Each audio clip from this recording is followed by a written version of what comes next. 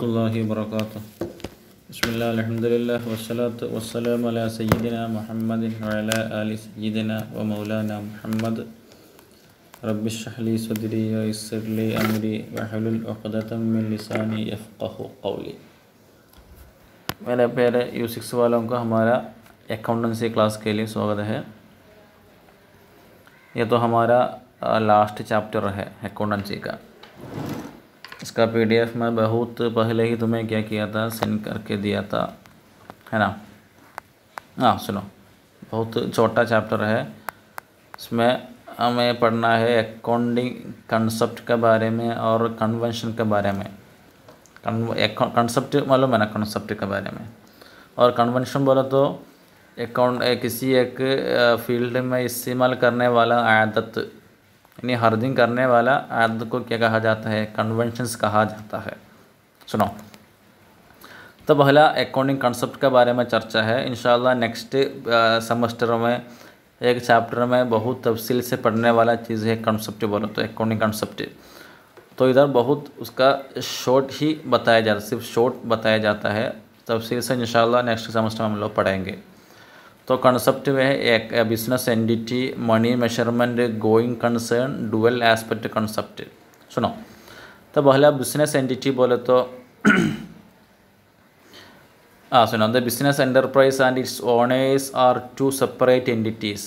यानी बिजनेस अलग है और उसका कौन ओनर भी एक क्या है, वो भी अलग है। बोले तो एक आदमी को क्या है, एक दुकान है मिसाल के लिए, तो दुकान में वो क्या करता है, उसका बिजनेस होता है। और कभी कभी वो आदमी क्या भी करता है, अपना घर के लिए, यानी अपने लिए वो क्या करता है, कुछ चीज़ें वो अपने दुकान से लेता है, समझा ना।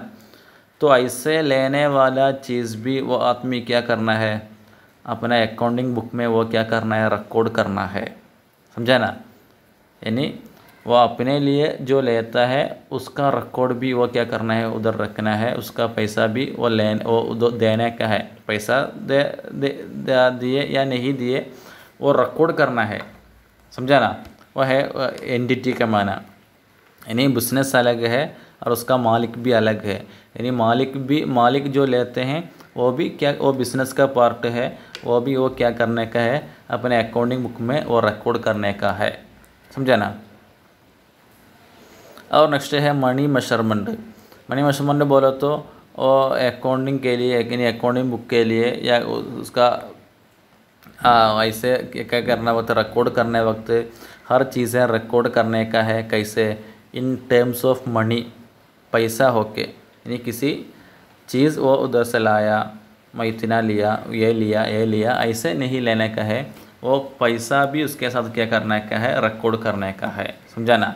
इतने पैसे का वो सामान लाया हूँ, इतने पैसे लिए वो चीज़ मैं इधर लाया हूँ, ऐसे पूरा रिकॉर्ड करने का है। और गोइंग कंसर्न बोला तो एक बिज़नेस करने वाला आदमी, उसके दिल में यही सोच होना है, ये बिज़नेस कल या दूसरे के दिन ख़त्म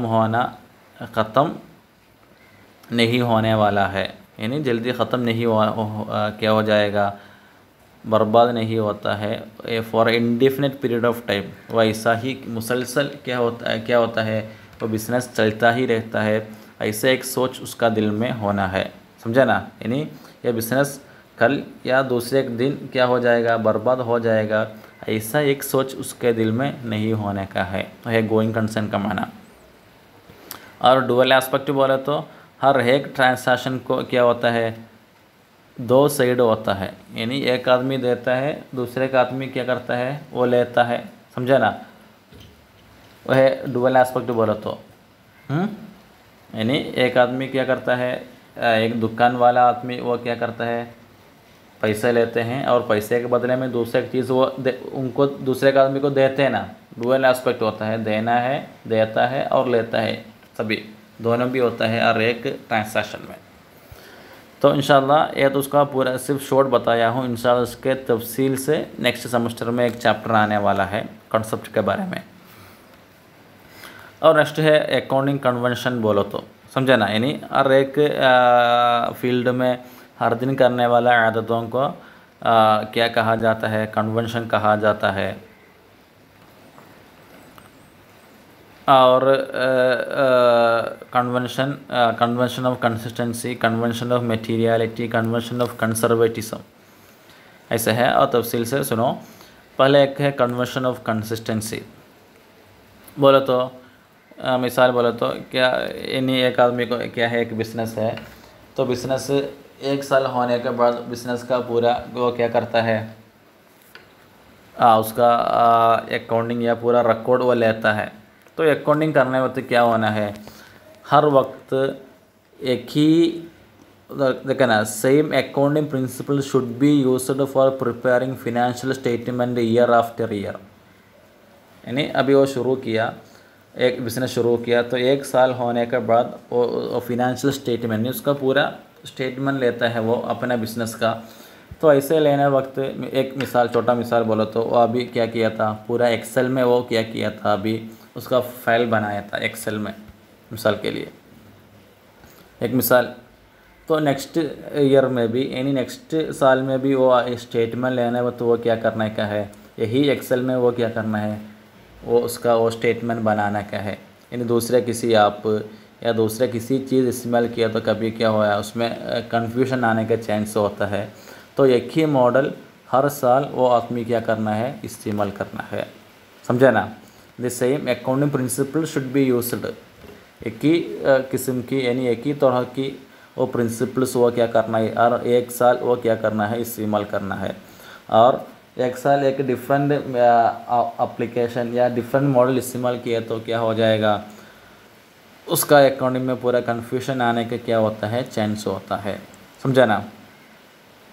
और ऐसे इस्तेमाल करने से बहुत क्या होता है, फ़ायदा होता है। फैसिलिटेट कंपैरेटिव एनालिसिस, कंपेयर करना सकते हैं, एक यूनिफॉर्मिटी मिलेगा, समझे ना। ये सभी उसका क्या होता है, फ़ायदा मिलता है इससे। और नेक्स्ट एक है कन्वेंशन ऑफ मटेरियलिटी। बोलो तो ऐसे अकाउंटिंग स्टेटमेंट बनाने होते क्या करना, only material fact, important and relevant information should be supplied.